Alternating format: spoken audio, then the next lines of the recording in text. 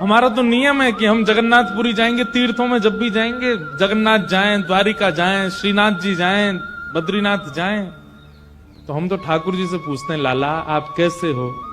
इतनी दूर ब्रजमंडल के आप बैठे हो, आपके भोजन प्रसाद में कोई कमी तो नहीं है?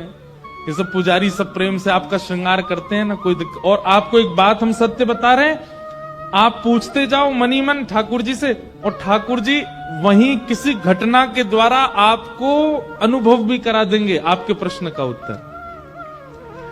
एक बार, मैं स्थान का नाम नहीं बोलूंगा, पर किसी स्थान की बात है कि वहां दर्शन करने गया मैं।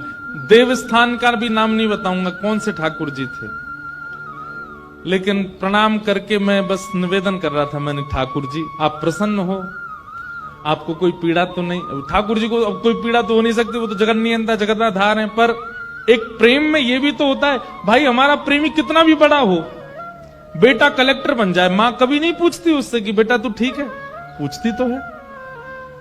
ये प्रेम का स्वरूप है कि हमारा प्रेमी चाहे कितना श्रेष्ठ हो, हम फिर भी उसकी चिंता करते हैं। ठाकुर जी आप ठीक हैं, कोई दिक्कत तो नहीं? यहां पर भोग प्रसादी सब प्रेम से होती है ना, कोई दिक्कत तो नहीं होती? पुजारी जी आपकी आरती वंदन बढ़िया से करते हैं, दर्शनार्थी खूब संख्या में आते हैं ना? ऐसा बस खड़े खड़े ठाकुर जी से भाव रख रहे थे, इतने में ही अंदर से पुजारी जी थाल लेकर के निकले भोग का, और भोग का थाल लेकर निकले, उनके पैर में ठोकर लगी और थाल पूरा गिर गया।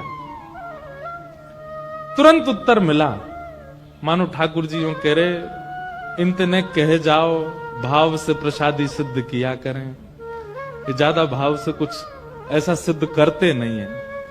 तो मन में ये अपने आप आ गया कि ठाकुर जी मानो संकेत कर रहे हैं कि भाई हाँ, यहां प्रसाद में चूक करते हैं सब, इसलिए थाल गिर गया उसी समय। उस समय तो हम कुछ नहीं बोले, समझ गए कि ठाकुर जी का संकेत क्या है। तो बाहर गए और जो हमारे साथ दर्शन करा रहे थे उनसे हमने कहा कि कोई अर्चक हैं जिनसे हम थोड़ी मन की बात कर सकें? बोले अभी बुलवाते। एक पुजारी अर्चक, उनसे मिले, मैंने कहा आप ठाकुर जी की सेवा करते हैं महाराज जी? उनसे ये नहीं कहा कि आप भोग अच्छे से नहीं लगाते, तो बुरा भी तो नहीं मानना चाहिए उनको। हमने उनसे कहा, मैंने कि महाराज जी जब भोग प्रसादी सिद्ध करते हैं ना, तो जो भी भोग प्रसादी सिद्ध करते हैं उनसे बस निवेदन कीजिएगा कि भोग प्रसाद सिद्ध करते समय मन में ऐसा भाव रखे कि वो प्रियतमा है, वो पत्नी है और अपने पति के लिए प्रसाद बना रही है, या फिर वो एक मां है और अपने पुत्र के लिए प्रसाद बना रही है। प्रसाद मैं कहता हूं वो भले ही ये रोज सोच के बनावे, मैं रमेश हूं, मैं महेश हूं, जो भी उसका नाम है, एक बार ये सोच लिया करे कि मेरे लाला हैं, मैं उनकी मैया हूं, मैं उनके लिए प्रसाद बना रही हूं। एक बार ये विचार कर लें, फिर भले ही सोच ले मैं रमेश हूं, एक बार का वो विचार जो थोड़ी थोड़ी चूक हो रही है ना, उनको होने नहीं देगा। आप प्रसाद सिद्ध करवा ठाकुर जी का। अब करें ना करें, अब हो सकता है कर भी दें, ये उनकी बात, लेकिन ठाकुर जी से हमने जब पूछा, ठाकुर जी ने संकेत किया।